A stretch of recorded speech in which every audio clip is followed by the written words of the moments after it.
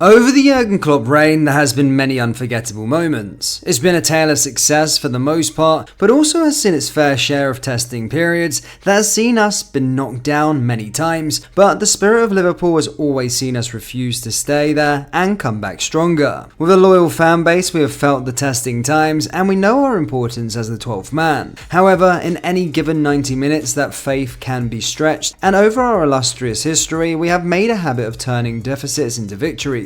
This season alone has seen Klopp's men come from a losing position 11 times, and in today's video we're going to be taking a look at 7 of the best from the 2023-2024 campaign to prove to you that football can be turned in an instant and the game isn't over until the referee blows his whistle. But first, make sure you hit that like button and subscribe button for daily Liverpool deep dives. Wolves 1, Liverpool 3. At the time of recording this video, Liverpool currently have 11 first team players out, but back on the 16th of September, this wasn't the case, and this game truly flexed the squad depth Klopp had at his disposal. This game seen 20-year-old Jarell Quansah make his first start, and despite Liverpool coming into this game after a 3-0 win over Aston Villa, it was Wolves who dominated early on. With the Reds' attack breaking down and Joel Matip tracking back, the 32-year-old saw himself skinned by Pedro Neto, and the ball cut across by Hu-Wing Chan to fire in through Alisson. Liverpool struggled to build anything in the opening half an hour, and Alexis McAllister in particular struggled as the number 6. Unsurprisingly though, after a 6,000-mile journey back from the high altitude of Bolivia days previous, things nearly got worse as there was a big let-off after Neto beat Joe Gomez out wide,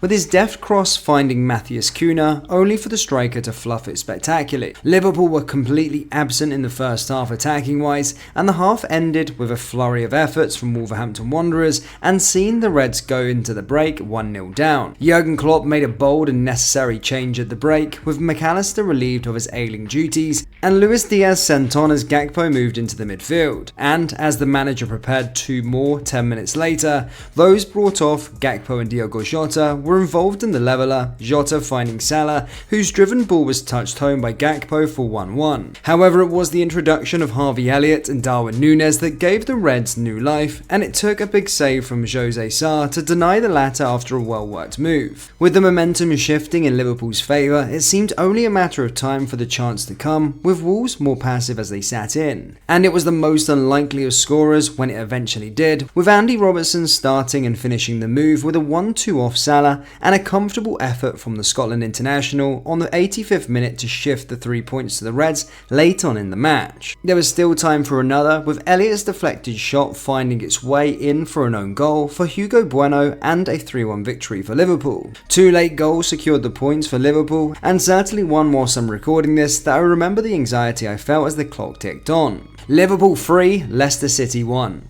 Our next comeback takes us back to the 27th of September as Liverpool were drawn against Championship side Leicester City. At this stage of the season, it was almost customary for Liverpool to go a goal down, as this was the 5th time they did so in the 2023-2024 campaign.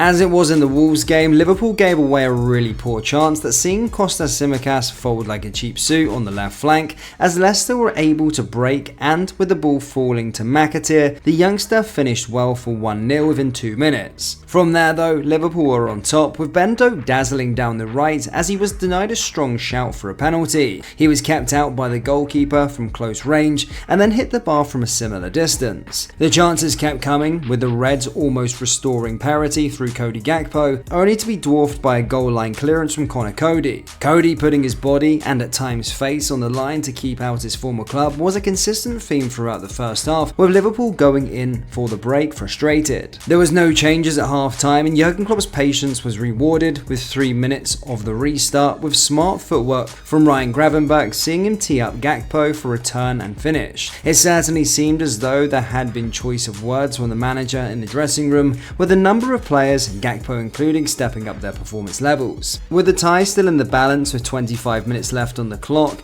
Klopp saw it fit to send both Dominic Szoboszlai and Darwin Núñez, and it took 5 minutes for Szoboszlai to put Liverpool ahead, picking the ball up from Endo, stepping forward from range and powering in off the crossbar. The Reds still had defending to do, but did so well as Jarell Quansah, Ibrahima Konate and Stefan Bajcetic all made timely challenges to keep the lead. Liverpool's victory was then guaranteed by a burst down the right from Quansah and a deft flick from Diogo Jota to ensure a fourth 3-1 win in a row.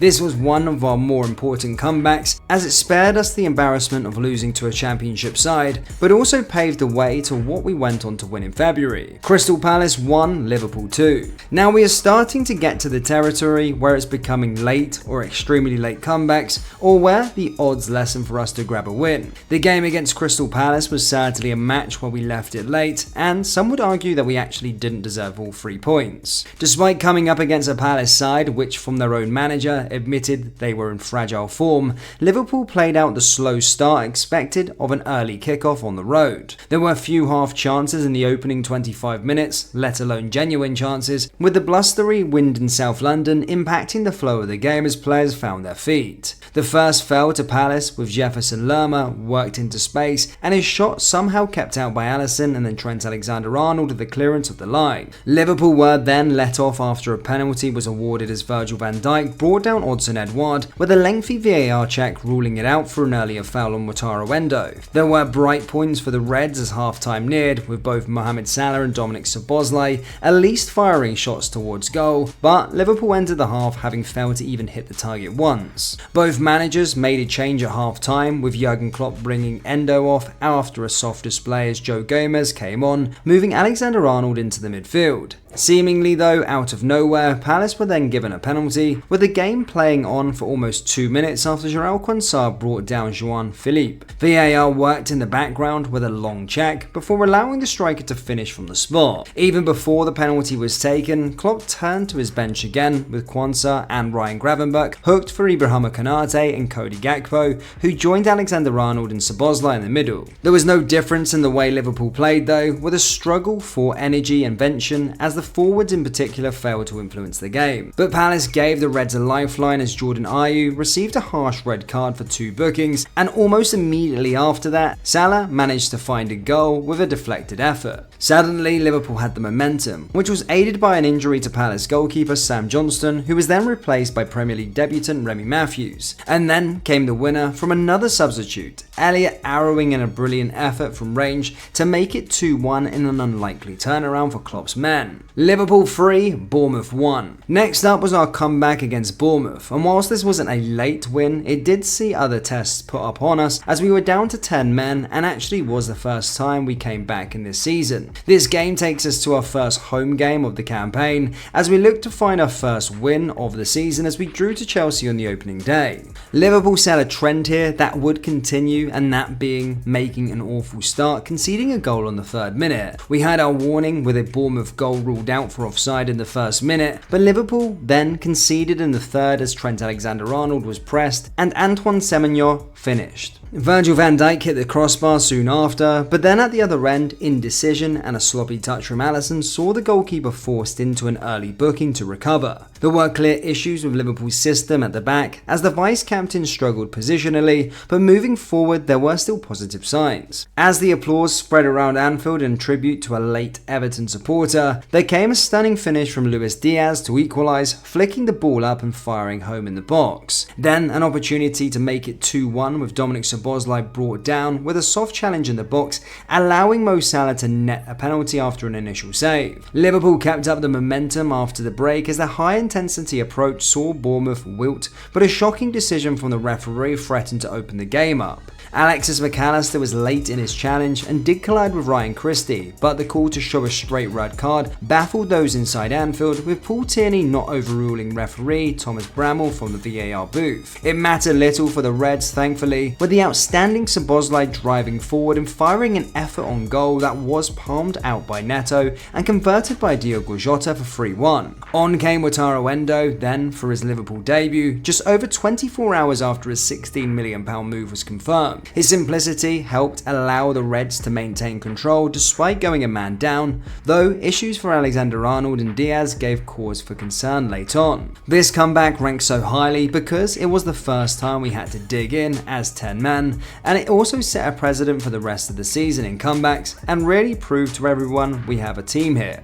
Liverpool 4, Luton Town 1. On paper, this one doesn't really look that thrilling, but with context it's so more important for what was to come. Liverpool had majority of its starting 11 out injured, which seen a very youthful and inexperienced bench, and little did we know this game would set a precedent of what was to come. The Reds started strongly against their relegation threatened visitors, but struggled to take their chances. Two came for Luis Diaz in the first 5 minutes, first fluffing a one-on-one after Kelleher's long ball, then bending a shot wide after being found brilliantly by Harvey Elliott. Elliott was the creator, drifting across the forward line, and on his 100th appearance for the club almost set up Cody Gakpo for the opener, but his instinctive overhead kick was saved. Luton took the lead, however, with a throw-in routine, leading to Tahith Chong's effort being diverted into the path of Ogbene, who headed it into an open goal. Diaz ended the half with as many shots, 6 as the rest of the Liverpool team combined, but with only one on target and missing both big chances. Diaz had another huge opening soon after the restart, having been found by Connor Bradley, but his shot was blocked by Tayden Menji, while minutes later a penalty shout was waved away.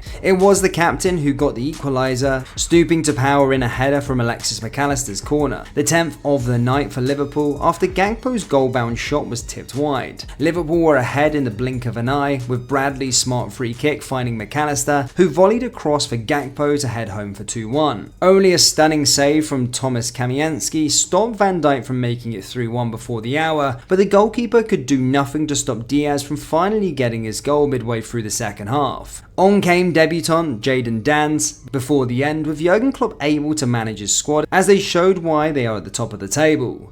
Danns was involved as Elliott got a deserved goal late on, threading through Gakpo, and after the Dutchman was dwarfed, the number 19 fired it into the top corner. Jurgen Klopp said Liverpool's second half performance in this win over Luton was like a thunderstorm and will replace 2019's famous comeback against Barcelona as his source of inspiration for team talks. This game was the match before the EFL Cup final, which would see Youth win as the game and the trophy once again, and for all of the reasons it rates so highly on this list. Liverpool 4, Fulham 3. Okay, thrilling is what you're here for, and we are about to hit you with two of the best, and I seriously can't believe they actually happened this season. First up though is our 4-3 win over Fulham. On an afternoon that saw Mo Salah hunting for his 200th goal for the club, he looked to have done so after just 7 minutes, only for it to be ruled out for offside after Bernd Leno spilled Dominic Szoboszlai's long-range shot. A break of over 5 minutes followed as Leno received treatment for a head injury, challenging Anfield to maintain the atmosphere on a cold December afternoon. If they were flagging, Trent Alexander-Arnold got the fire going again with a stunning free kick to open the scoring, his whipped strike thundering off the crossbar and in off Leno.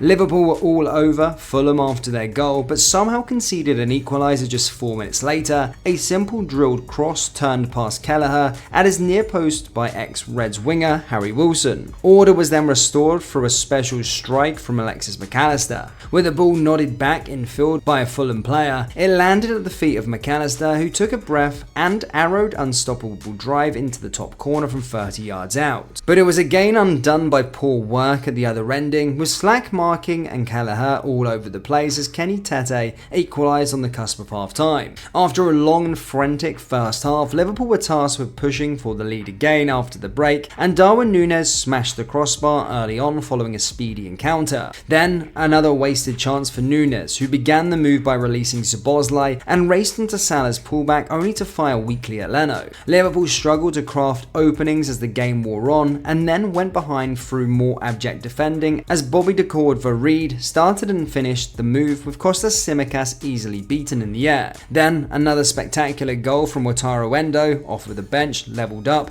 and Alexander-Arnold's second tied it up. What a comeback. From 3-2 down to 4-3 up in 2 minutes, Alexander-Arnold was truly the hero in that game at Anfield. Newcastle Newcastle United 1, Liverpool 2. Okay, for this one, we had the spice of 2 late goals and also the disadvantage of being down to 10 men for well over an hour. It took less than 6 minutes for the marquee clash to become about the referee, with Trent Alexander-Arnold booked for rolling the ball away after a foul on the touchline. The incident seemed to affect the right back, operating closer to his natural role in a 4-3-3, as he struggled to hit the passes and Newcastle piled pressure on his flank. A woeful mistake from Alexander-Arnold handed Newcastle the opener, missing the ball completely and allowing Gordon to drive through and finish. Then it went from bad to worse for Liverpool as Virgil van Dijk was adjusted to have brought down Alexander Isak as the last man, with a controversial red card, seeing tension boil over. Another game to settle into with 10 men, the Reds looked more secure in their rigid setup,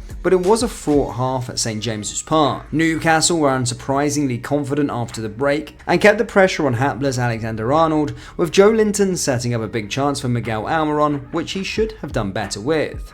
It was before the hour mark when Jurgen Klopp turned to his substitute bench, with Harvey Elliott and Diogo Jota replacing Wataru Endo and Cody Gakpo. Despite the numbers disadvantage, Liverpool still had the opportunities to level, with the guile of Jota on the left flank key, the Portuguese laying on a chance for Mo Salah that was blocked. Almiron produced a moment of brilliance only to strike the post with his effort, while Klopp shuffled his pack with a debut for Jarell Quansah and the introduction of Darwin Núñez. Fired up and with a point to prove, Núñez was the man who brought Liverpool back, latching on to an error at the back, taking the ball into his path and blasting in for 1-1. Then another, a ball lost, a Salah through ball, and a Núñez burst and a sumptuous finish, 2-1. Absolutely heroic. It is hard to believe that all of these have happened this season, and we aren't even at the end of the campaign yet. Let me know your favourite comeback this season, and which one you believe was the most important. Let me know down there in the comment section below, and if you enjoyed today's video, please do smash that like button, and subscribe to the channel for daily Liverpool deep dives. Thank you, and I'll see you all next time. Take care. Peace.